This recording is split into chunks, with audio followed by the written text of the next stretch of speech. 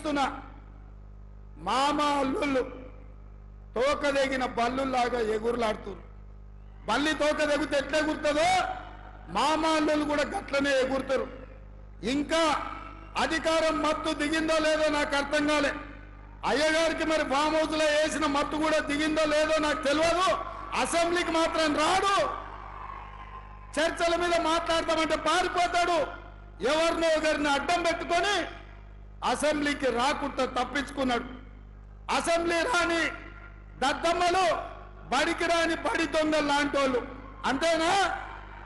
మరి అట్లాంటి బడి దొంగలు నిన్న TV9 లో పోయి కూర్చొని 4 గంటలు కూర్చున్నాడు. సిగ్గున్నదా అని అడుగుతున్నా. 10 ఏళ్ళు ముఖ్యమంత్రి చేసిన ప్రతిపక్ష నాయకుడు అసెంబ్లీకి రాకుండా, సమస్యల మీద మాట్లాడకుండా, ప్రభుత్వానికి సలహాలు ఇవ్వకుండా గత ప్రభుత్వంలో జరిగిన దోపిడీని ప్రశ్నించి అంగిలాగు ఊడదీస్తామని అసెంబ్లీలో మా కళ్ళలకు చూసే ధైర్యం లేక పారిపోయి TV9 లో కూర్చొని నిన్న ప్రగల్భాలు మాట్లాడుతున్నాడు. ఆయన మెదడును రంగరించి ఆయన రక్తాన్ని దారబోసి కాళేశ్వరం కట్టిండంట.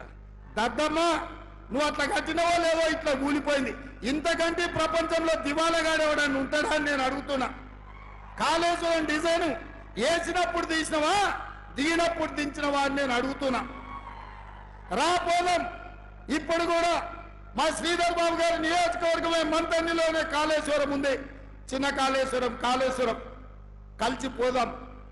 సూటిగా సవాలు విసురుతున్న కేసీఆర్, నువ్వు కట్టిన అద్భుతం ఏందో, ఈ అద్భుతం తెలంగాణకు ఏ రకంగా ఉపయోగపడుతుందో మేమందరం వస్తాం.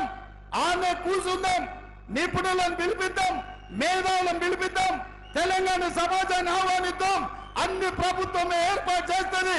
నీకు దమ్ము, ధైర్యం, నీతి, నిజాయితీ, చిత్తశుద్ధి ఉంటే రా కాళేశ్వరం పోదాం.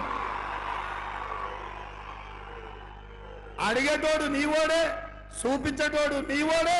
నీ సొల్లు పురాణం అంతా 4 గంటలు చెప్తున్నావు కదా.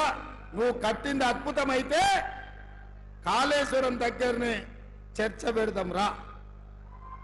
1,00,000 కోట్లు ఖర్చు పెట్టి కట్టిన కాళేశ్వరం కూలింది. మేడిగడ్డ మేడి పండైంది, సుందిల్ల సున్నమైంది, అన్నారం ఆకాశంలో కలిసిపోయింది. ఇది ఆ సన్నాసి చేసిన గొప్ప పని. 10 ఏళ్ళు ఇస్తే గది కట్టిండ్రు.